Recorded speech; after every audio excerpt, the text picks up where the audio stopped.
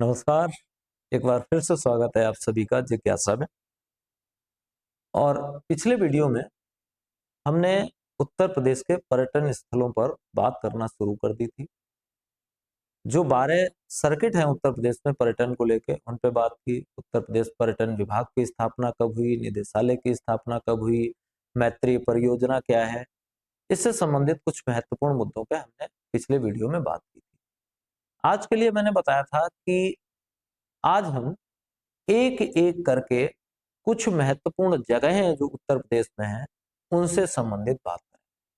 प्रयास मैंने इस पीपीटी के थ्रू ये किया है कि आपको कुछ ऐसा दिखाने का प्रयास किया जाए जो कि आपको सदैव याद रहे, कुछ ऐसा दिखाने का प्रयास किया जाए।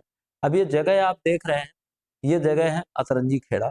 इससे संबंधित कुछ एक फैक्ट है। एटा में ये जगह है और काली नदी के तट पर स्थित है। ह्वेनसांग ने इसे एक नाम दिया है पीलोसान। पीलोसान इसको नाम दिया है ह्वेनसांग ने। लौह प्रयोग, वृत्ताकार हवन कुंड और धान की खेती के साथ यहाँ से मिले हैं और ये हड़प्पा कालीन स्थल माना जाता है। उसके बाद दूसरी जो महत्वपूर्ण जगह है वह है अयोध्या धाम। ठीक है, दूसरी महत्वपूर्ण जगह कौन सी है? अयोध्या धाम है। ये सरयू के दाएं तट पर है। ये इसका प्राचीन नाम अयाजसा है। भारत की सप्तपुरियों में से ये एक है और राम से संबंधित है। सबसे महत्वपूर्ण बात क्या है? अयोध्या राम से संबंधित है। इससे महत्वपूर्ण और कोई बात नहीं है। और मैं स्वयं जो है थोड़ा इधर बैठे जा रहा हूं ताकि जो भी लिख के आए वो आपको विधिवत दिखता रहे। ये ज्यादा बेहतर रहेगा कि मैं इधर बैठ जाऊं, ये ज्यादा सुटेबल रहेगा। ठीक है, मैं इधर बैठ जाऊं।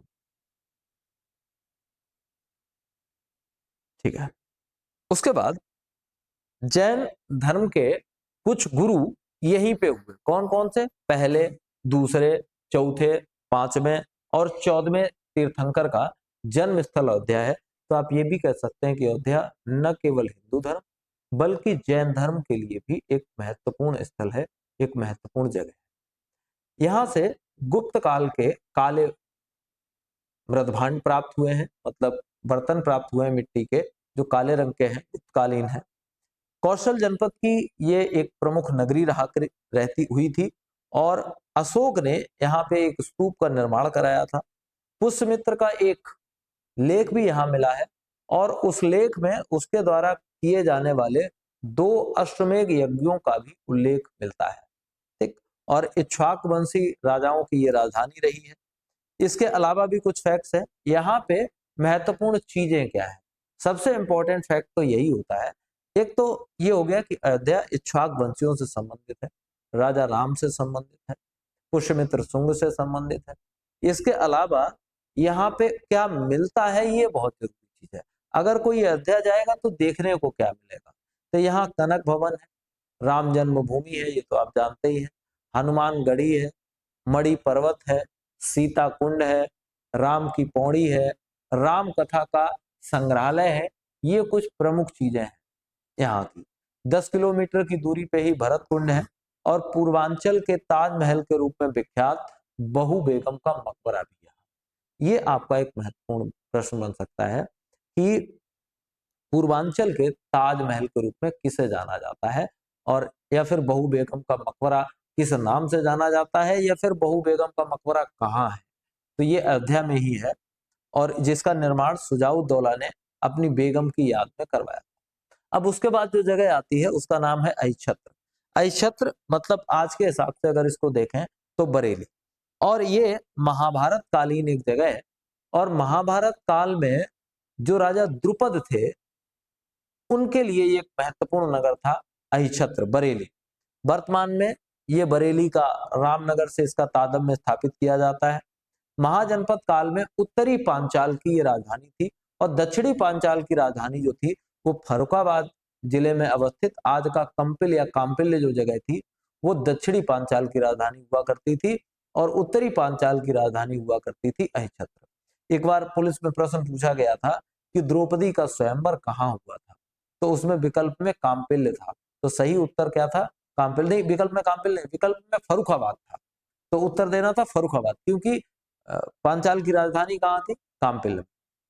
अशोक ने यहाँ पे एक स्तूप बनवाया था और यहाँ से मित्र उपाधि वाले सिक्के, कुषाणों के सिक्के और गुप्तकालीन यमुना की एक मूर्ति मिली है। महत्वपूर्ण बात क्या है अक्षत्र से संबंधित, याद कर लो। एक तो ये पांचाल राज्य के उत्तरी पांचाल की राजधानी हुआ करती थी, मतलब महाभारत काल से द्रौपदी से, राजा द्रुपद से संबंधित है। दूसरा, गुप्त काल की यमुना की एक मूर्ति मिली है, यानी नदियों का मूर्तिकरण किए जाने की पहचान हमें अक्षत्र से होती है।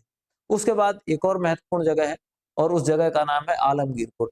और ये जो फोटोज आप देख रहे हैं ये रिलेवेंट फोटोज हैं। रिलेवेंट फोटोज का मतलब मैंने प्रयास किया है कि जो रियलिस्टिक फोटोज हैं उन्हीं जगहों की, फेमस जगहों की, वो मैं यहाँ पे लगा सकूं। तो ये रियलिस्टिक फोटोज है आलमगीरपुर की।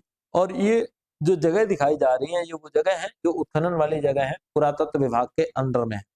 ये मेरठ के समीप है, हिंडन नदी के किनारे है।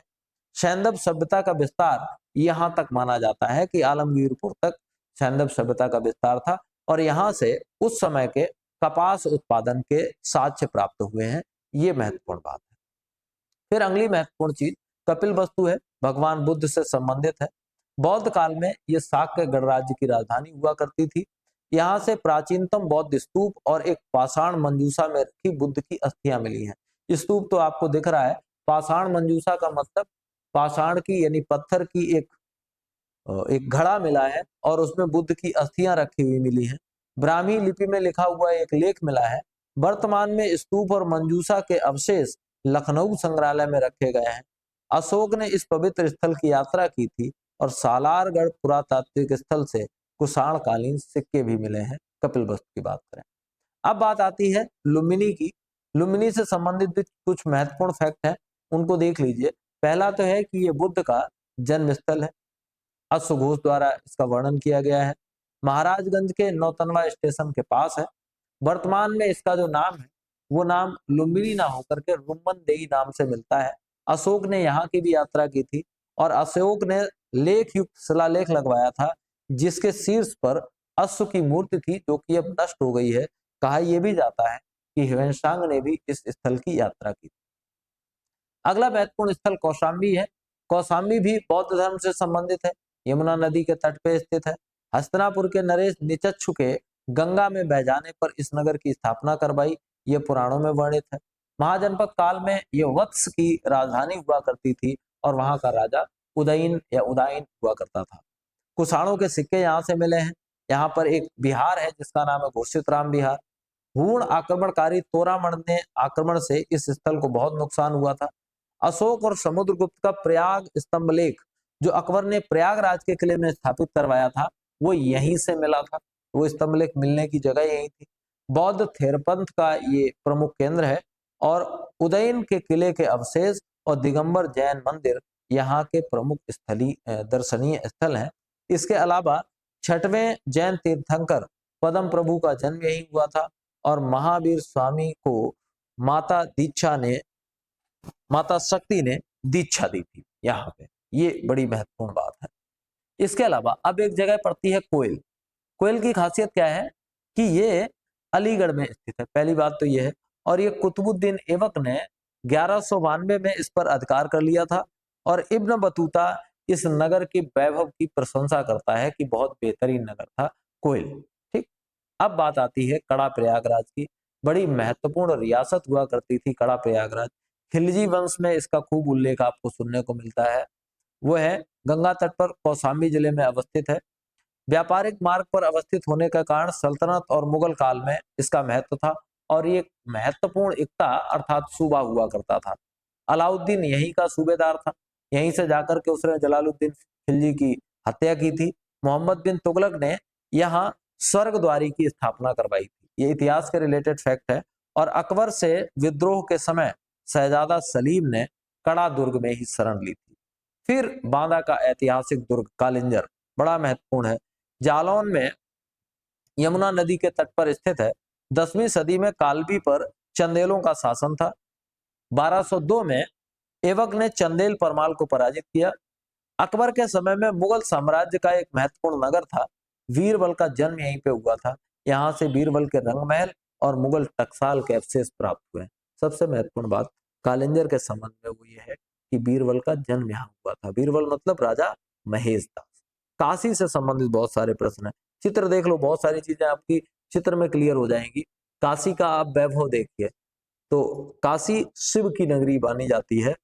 यहाँ से संबंधित महत्वपूर्ण बात, सबसे महत्वपूर्ण बात तो है कि दुनिया के सबसे प्राचीनतम नगरों में से एक नगर काशी को माना जाता है। सतयुग की कहानी कही जाती है राजा हरिश्चंद्र की, तो बताया जाता है कि वो काशी के घाट पे ही जब उनको बेच दिया गया था, तो काशी के घाट घाट पे ही वो थे। वरुणा और अस्सी नामक दो नदियों के बीच में स्थित है। ये महत्वपूर्ण प्रश्न आपका है कि दो नदियां हैं, एक नदी का नाम है वरुणा और एक नदी का नाम है अस्सी। इन दोनों नदियों के बीच में काशी स्थित है। उल्लेख वैदिक ग्रंथों रामायण और महाभारत में भी इसका मिलता है। महाजनपद काल में एक प्रमुख महाजनपद था। स्थापना महाभारत के अनुसार राजा दिवोदास द्वारा की गई थी। शैव और हिंदू धर्म का प्रमुख केंद्र है। जैन धर्म के 7वें और 23वें तीर्थंकर सुपार्श्वनाथ और पार्श्वनाथ का जन्म स्थल इसको माना जाता है। और प्राचीन काल में यहाँ का जो शिल्प था वो बहुत अच्छा और उन्नत था। पतंजलि ने यहाँ के रेशम शिल्प के बारे में बात की है, बताया है। अब ज्यादा महत्वपूर्ण बात क्या है कि अगर आप काशी जाएंगे तो काशी में आपको क्या देखने को मिलेगा, उस पर बात कर लेना बड़ा जरूरी हो जाता है। काशी के जो प्रमुख दर्शनीय स्थल है उसमें काशी विश्वनाथ मंदिर है, जो कि राजमाता अहिल्याबाई होलकर के द्वारा बनवाया गया था। अन्नपूर्णा मंदिर है, संकट मोचन मंदिर है, दुर्गा मंदिर है। सबसे महत्वपूर्ण चीज काशी हिंदू विश्वविद्यालय है और उस विश्वविद्यालय में विश्वनाथ का मंदिर है। आदि जिसेश्वर मंदिर, साक्षी विनायक मंदिर और पंचरत्न मंदिर, ये वहां के कुछ प्रमुख मंदिर हैं। कुंडों तथा बापियों में दुर्गा कुंड है, पुष्कर कुंड है, पिशाच मोचन है, कपिल धारा है, लोलार्क मानसरोवर है और मंदाकिनी है। ये वहां की कुछ प्रमुख चीजें हैं। यहाँ गंगा पर बहुत सारे घाट हैं, कुल मिलाकर के 84 घाट हैं, जिनमें से कुछ घाट बड़े फेमस हैं, जिनके नामों पे फिल्में तक बन चुकी हैं। 80 घाट है, तुलसी घाट है, हरिश्चंद्र घाट है, अहिल्याबाई घाट है और दशाश्वमेध घाट है और एक और महत्वपूर्ण घाट है, उसका नाम है मणिकर्णिका। अब कौरवों की राजधानी, कौरवों का क्षेत्र जिसको नाम दिया गया कुरु, पहली चर्चा इसकी आपको कहाँ मिलती है? महाभारत में। इसकी राजधानी इंद्रप्रस्थ थी और आज के हिसाब से दिल्ली, मेरठ और हरियाणा का कुछ क्षेत्र इसके तहत आता है। ये महाभारत कालीन जगह है। फिर एक जगह है खंजवा या फिर खजुआ। ये जगह प्रयागराज के समीप स्थित है और इस स्थल पर मुगल उत्तराधिकार युद्ध में औरंगजेब ने शाह सुजा को परास्त किया था। आपने अगर उत्तर मुगल काल ठीक से पढ़ा है तो वहां खजवा का युद्ध आपने जरूर पढ़ा होगा। फिर एक जगह है गढ़कुंडार। गढ़कुंडार जो है वो झांसी जिले में स्थित है। पूर्व मध्य कालों में परमारों का इस पे अधिकार था, फिर चंदेलों ने अधिकार कर लिया। चंदेलों से इसको पृथ्वीराज ने छीन लिया। चौहान के सेनानायक खेत सिंह खंगार ने इस राज्य की स्थापना की और बलबन के समय ने बुंदेलों ने अधिकार कर लिया। फिर एक जगह है गढ़वा। कुमारगुप्त के प्रथम दो शिलालेख और स्कंदगुप्त का एक शिलालेख यहाँ से मिला है। दान ग्रह और दान का उल्लेख है। विष्णु प्रतिमा की स्थापना का उल्लेख यहाँ पे मिलता है। चंदावर महत्वपूर्ण जगह है, एटा में है ये जगह, वर्तमान एटा फिरोजाबाद में है ये जगह। जयचंद और गोरी का युद्ध हुआ था सन 1194 में और इसमें जयचंद परास्त हुए थे और फिर उसके बाद कन्नौज स्वतंत्र नहीं रहा, तो बड़ी महत्वपूर्ण। उसके बाद चुनार एक जगह है, गंगा नदी के तट के किनारे मिर्जापुर में है। चंदेलों से बाबर ने इसको जीत लिया था। शेर शाह सूरी के दमन के क्रम में हुमायूं ने इस किले की घेराबंदी की थी। यहाँ का जो प्रमुख स्थल है वो विक्रमादित्य द्वारा स्थापित भरतरी मंदिर है और वल्लभ संप्रदाय का एक और मंदिर है जिसे कूप मंदिर के नाम से जाना जाता है। अगली महत्वपूर्ण जगह है उत्तर प्रदेश में जौनपुर, और जौनपुर से 2-3 प्रश्न बड़े महत्वपूर्ण है जो बनते हैं। जौनपुर में एक मस्जिद है जिसका नाम है अटाला मस्जिद, वो आपको बड़ा महत्वपूर्ण प्रश्न बनता है। एक वहां लाल दरवाजा है, वो महत्वपूर्ण प्रश्न बनता है। इसकी स्थापना फिरोज शाह तुगलक ने अपने चचेरे भाई जौना खां के नाम से की थी और नाम रखा था जौनपुर। अब जौना खां का मतलब वही मोहम्मद बिन तुगलक, उसी का वास्तविक नाम जो था वो जौना खां था। उसी के सम्मान में 1358 में इसकी स्थापना की थी। मलिक हुसैन सरकी के नेतृत्व में ये स्वतंत्र हो गया। फिर जौनपुर में स्वतंत्र सरकी साम्राज्य की स्थापना हुई। प्रमुख स्थल अटाला मस्जिद, लाल दरवाजा और जामा महल है। जामा महल तो बहुत सारी जगह है तो उतना इंपॉर्टेंट नहीं है। लाल दरवाजा और अटाला मस्जिद बहुत इंपॉर्टेंट है जौनपुर के संबंध में। संगीत कला का ये प्रमुख केंद्र रहा है और इसे पूर्व का सिराज या सिराज ए हिंद कहा जाता है, इसे पूर्व का सिराज या सिराज ए हिंद कहा जाता है।